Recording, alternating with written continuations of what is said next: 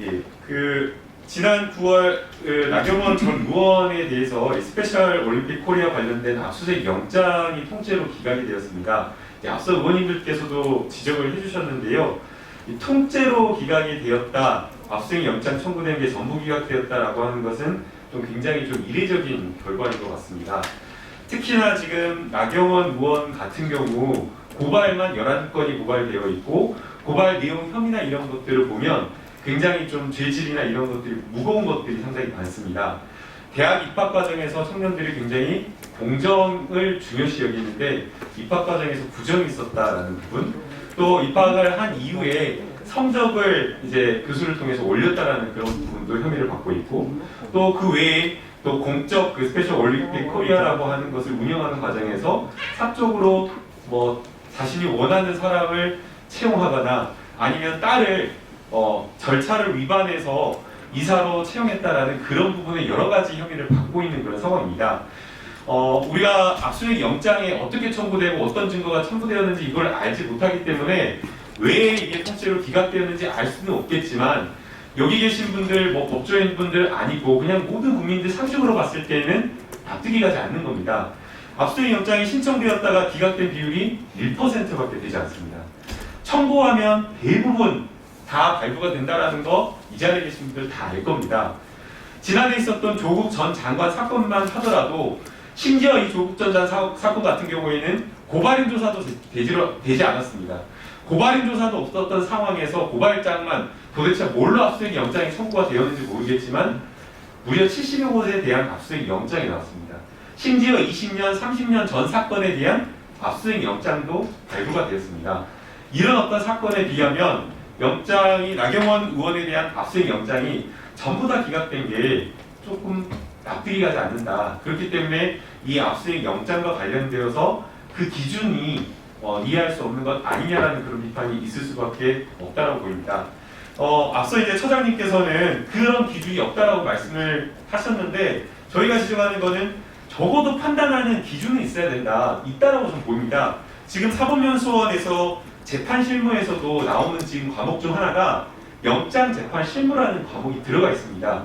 그러면 적어도 영장 재판 실무 과목에 영장을 발부하거나 기각할 때에는 어떠한 것들을 판단해야 된다라는 그런 것들을 가르치고 있는 거 아니겠습니까? 그렇지 않습니까? 예. 그러면은 그게 바로 저희가 이야기하고 있는, 앞서 의원님들이 지적하고 한 영장 발부하는 그 기준을 이야기를 하는 겁니다. 이 영장 재판 실무와 관련된 그 교재 이런 것들을 좀 제출해 주셨으면 하는 바람이고요.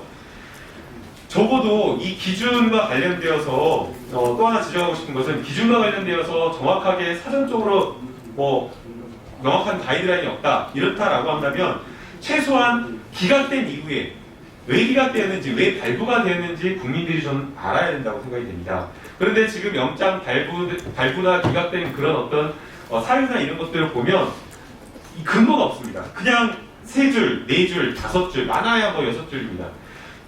뭐 증거가 압수수색 장소에 존재하지 않을 가능성이 높다, 압수수색의 필요성이 없다. 그럼 왜 필요 없는지를 알아야 되는데 그런 내용이 다 빠져 있는 겁니다. 그 다음에 또 뭐 범죄 사실에 대한 소명이 부족하다.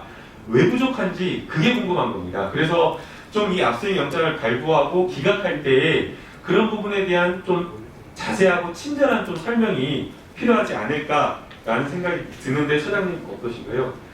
지금 뭐 위원님 말씀에도 충분히 일리가 있다고 생각을 합니다. 그런데 영장 재판은 본안 재판이 아니기 때문에 관행적으로 가급적 간결하게 기재하고, 그 사유가 자세할수록 또 다른 논란을 불러일으키는 경우도 많아서 참 고민이 많은 것 같습니다. 하여튼 말씀하신 것에 또 일리가 있고, 지금 충분히 이해하고 있습니다. 예, 한 가지 더 말씀드리고 싶은 건요.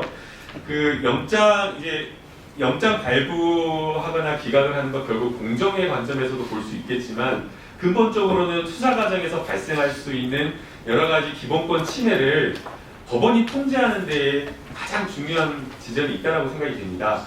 그래서 검찰의 무리한 수사나 이러한 것을 법원이 제대로 들여다보고 통제하는 것이 굉장히 중요한데, 과거의 그 법원의 여러 가지 영장 발부 관례를 보게 되면 거의 한 90% 이상 그냥 대부분 발부해줬습니다. 있습니다.